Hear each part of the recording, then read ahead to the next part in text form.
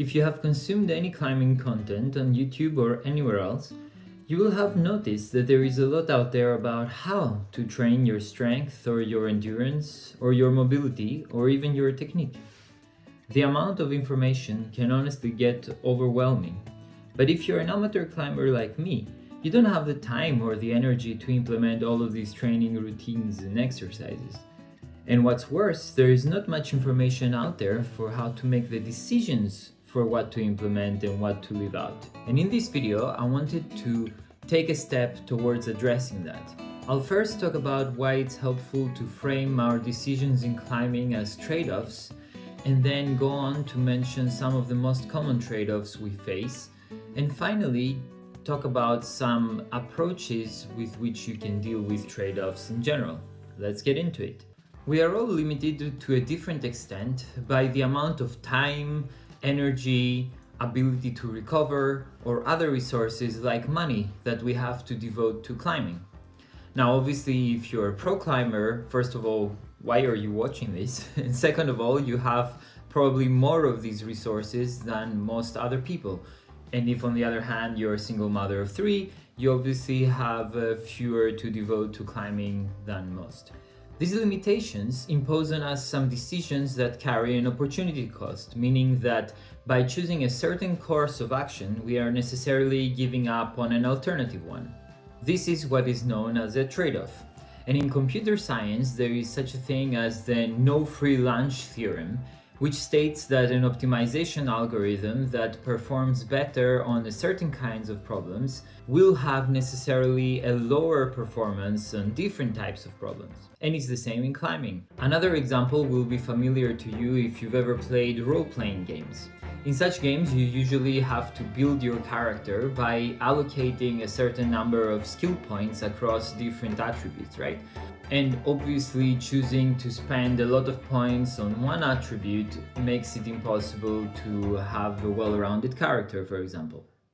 Well, climbing is no different, and the only way that we can avoid making unintentional decisions on autopilot and regretting them down the line is to get some awareness for what these trade-offs look like in climbing and where they come from. So to move on from the abstract concepts to more practical examples, what kind of trade-offs are we talking about here? I'll present some of the most common ones we face in climbing, all the way from the most high-level strategic ones down to the most low-level ones dictating single movements even. The first broad category of trade-offs is found in any kind of aspect of life, and this is to be a generalist or a specialist.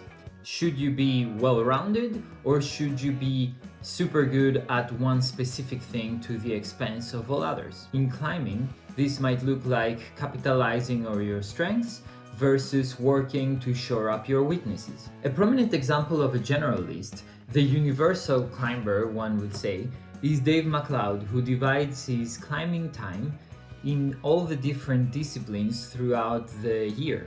Here's Dave talking about an insane challenge he undertook a few years ago that drives this point home. The 24-8 is all the grade 8s in a day. So it's 48 boulder problem, an E8 trad route, an 8A sport route, a grade 8 winter route, and 8 Monroes in 24 hours. On the other hand, another very famous climber, Emil Abrahamsson, is much more specialized in bouldering, having sent up to V15 with the Story of Two Worlds. Come on, keep it together, come on! Of course, he does double in other forms of climbing, but here it is in his own words. To just paint a quick picture though, I am far from a sport climber. Last time I actually did a route outside, I think was like 5 years ago. And of course, there are many other pro climbers that fall anywhere on the spectrum between the two of them. Another high-level trade-off is where you choose to live. Usually, high-quality climbing is not found close to big cities, but on the other hand, the jobs that pay the bills for us and our families are found exactly there. Dealing with this trade-off, many climbers have lived as dirtbags outside of their cars or vans to be close to climbing. You know, it's not like I love living in a car, but I love living in all these places. Like I love being in Yosemite, I love being, basically wherever the weather is good. Other climbers like Dave MacLeod have moved close to the mountains full time to be close to climbing, and still others like myself, and I think most climbers these days, live like weekend warriors, working in the city, climbing indoors during the week, and then getting outside when the weather and time allows during the weekend. Moving on to more practical decisions from session to session point of view, when you're starting a session, you can decide whether to spend that session doing a higher volume of climbing at a moderate intensity, for example, doing flash climbing, or doing perfect repeats of climbs you've already done before.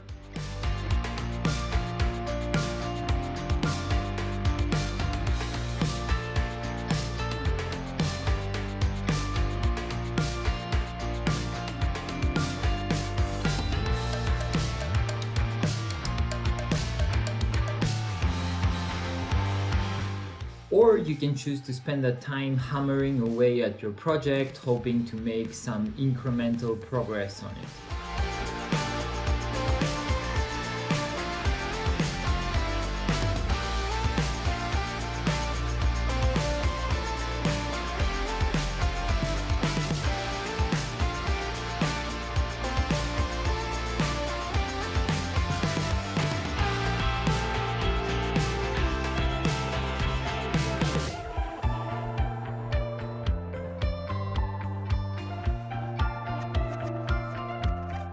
Both approaches, of course, can help you improve, and they are to a certain extent incompatible with one another.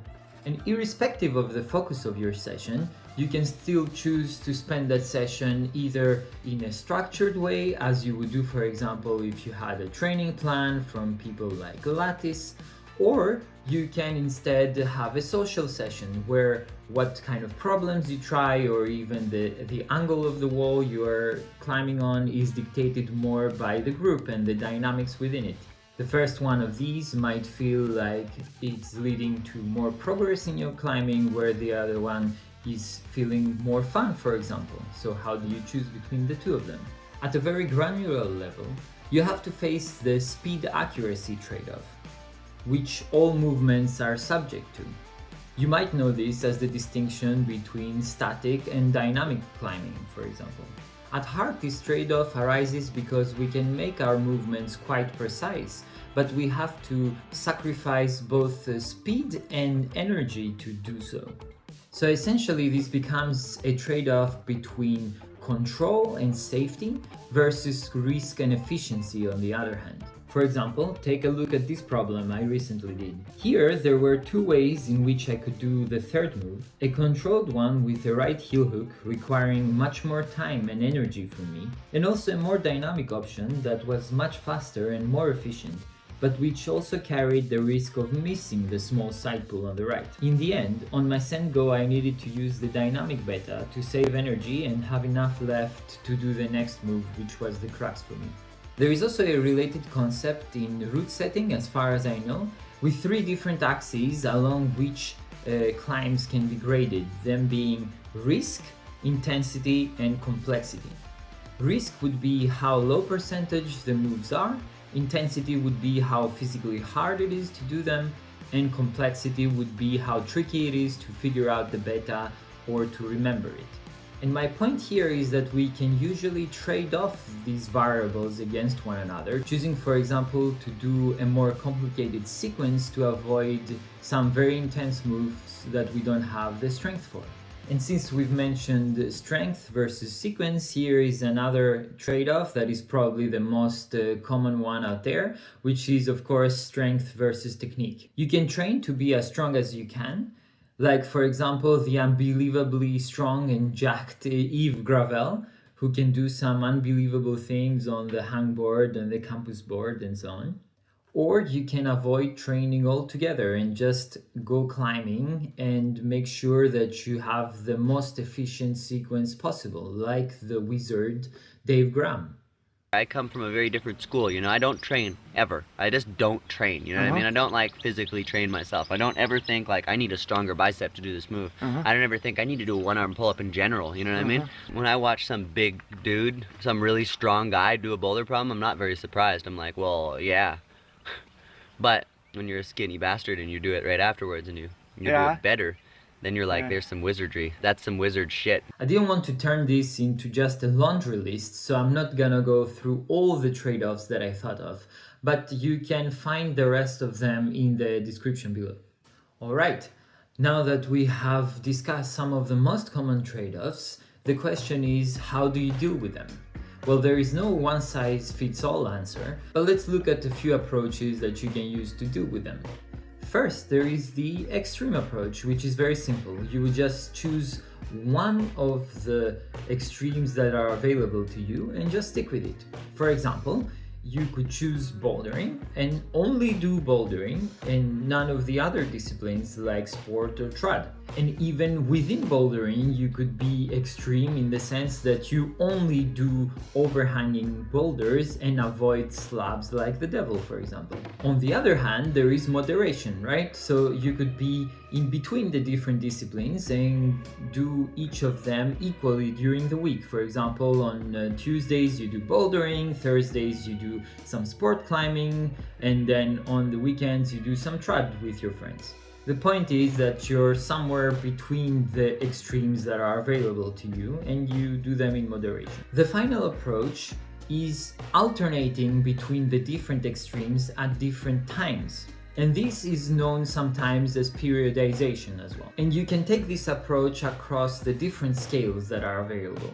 For example, on the micro scale, you can alternate between dynamic and static movements within the same climb itself. And this is what pros do very well, for example. They can go quick and intense when it's needed, or they can be very slow, controlled and precise in the risky moves. At the meso scale, let's say, of sessions, you can choose that one session in your week will have a flash focus, another session might have a projecting focus, whereas another session might have a perfect repeat focus. On the macro scale, you could have different training blocks that would have, again, a different focus. So for example, one training block will have a strength focus, then next might be power, then finally endurance, and so on. And finally, on the kind of super macro scale of seasons, it could be like Dave McLeod, for example, devoting his winter to ice climbing, then spring to bouldering, and then summer to trad, for example, or something like this. My point here is not to give you one approach that is better than the others. I don't believe there is an inherently better one.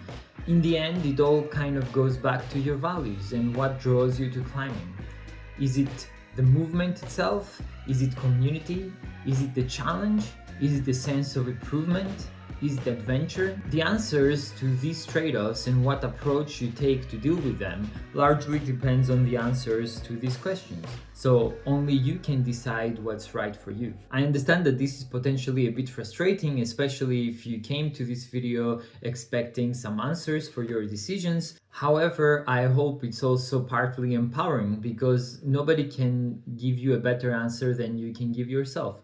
As a practical takeaway, I would encourage you to think about the decisions you have been making in your climbing and think whether they have been intentional or not so far. Have you specialized in one style of climbing unintentionally? Would you like to spend more time outdoors and you could actually work online and move closer to climbing? Are you prioritizing what you truly value, or are you being driven by the latest trend, for example, like board climbing? Whether or not it's actually useful is beside the point here. And if you realize you've been making some of these decisions on autopilot, that's totally okay. But awareness is just the first step, and it's a chance for you to realign your actions with what truly matters to you.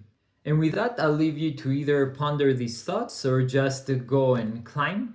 And whatever you do, I hope it is intentional and so that you can be happy with it down the line and not have any regrets.